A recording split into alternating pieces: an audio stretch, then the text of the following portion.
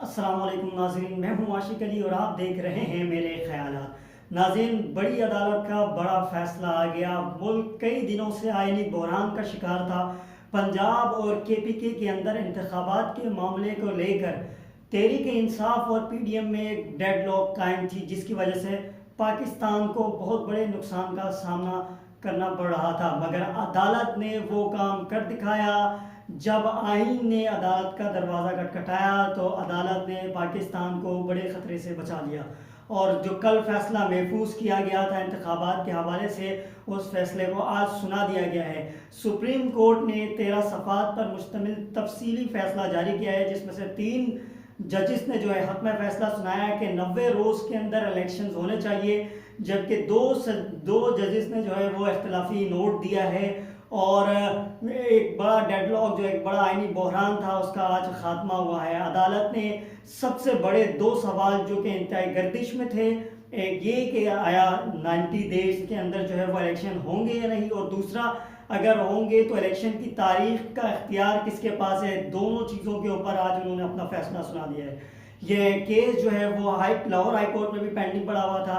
90 रोज़ के हवाले से तमाम तर जो है वो जजिस की एक ही राय थी कि 90 रोज़ के अंदर ही इलेक्शंस होने चाहिए। अब जो सबसे बड़ा इशू था वो यही था कि इख्तियार किसके पास है।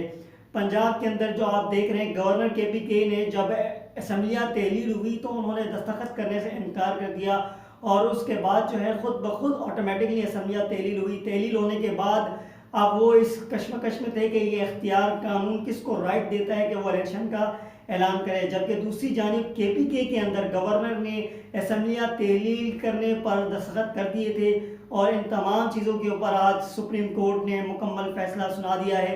सुप्रीम कोर्ट के फैसले के मुताबिक पंजाब के अंदर जो है वो इख्तियार सदर के पास है। चूँकि पंजाब के अंदर गवर्नर पंजाब ने असम्बलियों की तहलील में दस्तखत नहीं किए थे, लिहाजा वो इख्तियारात अब सदर के पास है। सदर पहले ही 9 अप्रैल की इंतखाबात के लिए तारीख दे चुके हैं। अब जो 9 अप्रैल की तारीख की इंतखाबात जो दी है वो पंजाब के अंदर आईनी है, जबकि उसे खैबर पख्तूनख्वा के अंदर कलअदम करार दे दिया गया। पंजाब के अंदर इस वजह से क्योंकि पंजाब में गवर्नर पंजाब ने असम्बलियों की उस पर तहलील पर दस्तखत नहीं किया था, लिहाजा वो ऑटोमेटिकली तहलील हुई थी। और इलेक्शन एक्ट 57 के आर्टिकल के तहत ये इख्तियार सदर के पास है कि वो कब इंतखाबात का ऐलान करे। इसमें कोई दो राय नहीं कि इलेक्शन जो है वो 90 रोज़ के अंदर ही किए जाएँ। अदालत ने अपने फैसले में मज़ीद लिखा कि वो इलेक्शन कमीशन के साथ मुशावरत करके पंजाब के अंदर जो है वो सदर आरिफ अलवी इंतखाबात का ऐलान करेंगे और फौरी इंतखाबात का ऐलान किया जाएगा। जबकि दूसरी जानिब चूँकि केपीके के अंदर जो वज़ीर आला जो गवर्नर केपीके हैं उन्होंने दस्तखत किए थे असम्बली की तहलील पर, तो ये इख्तियार उनके पास है कि वो इलेक्शन की फौरी जो है वो तारीख का ऐलान करे, वो इलेक्शन कमीशन के साथ मुशावरत करके इस तारीख का ऐलान करे। बहुत बड़ा जो डेडलॉक था पाकिस्तान के अंदर, बहुत बड़ा जो आईनी बहरान था, उसको सुप्रीम कोर्ट ने आज बहुत तरीके से सरअंजाम दिया है, और बहुत बड़ा पाकिस्तान को इसमें एक आईनी मुश्किल से उन्होंने निकाला है।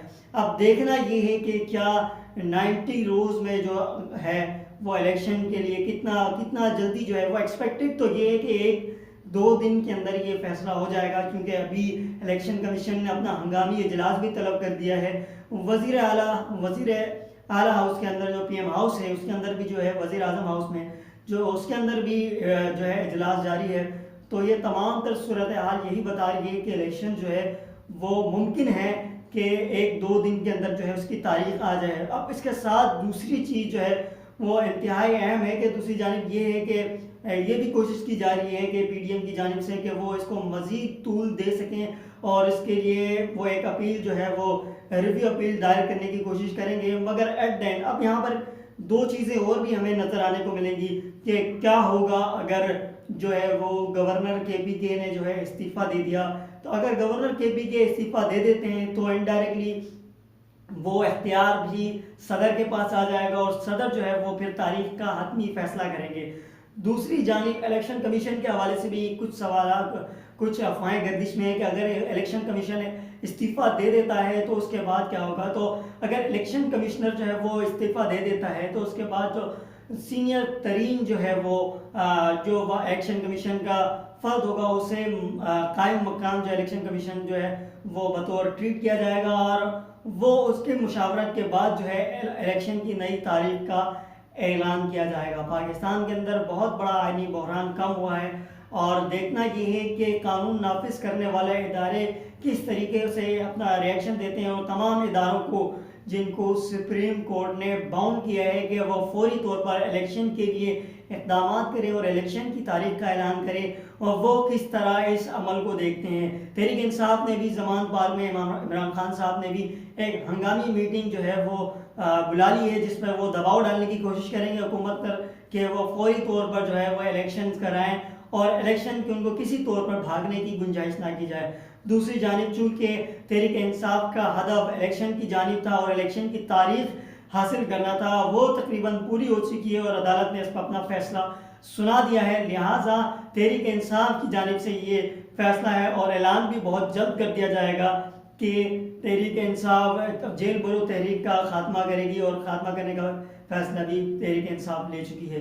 तमाम तर सूरत हाल के बाद देखना ये है कि इलेक्शन कितनी जल्दी हो सकते हैं, इलेक्शन कमीशन को किन मुश्किलात का सामना करना पड़ेगा, ये एक चैलेंज है हुकूमत के लिए। और इसके ऊपर भी सुप्रीम कोर्ट ने एक रिलीफ दे रखा है कि अगर इलेक्शन कमीशन और सदर आपसी मुशावरत के साथ थोड़ी सी जो है वो 90 डेज़ के बाद भी ताख़ीर करने का कुछ चांसेस हैं, उन्होंने की एक रिलीफ दे रखा है अपना 13 सफाती जो है एक उन्होंने जारी किया है तहरीरी फैसला। उसके ऊपर ये बताया है कि आप अगर इलेक्शन कमीशन और जो मुशावरत से करना चाहें, क्योंकि मुमकिन नहीं है ऐसे, तो वो कर सकते हैं। मिलते हैं अगले किसी टॉपिक के साथ, तब तक दीजिए मुझे इजाज़त। अल्लाह हाफ़िज़।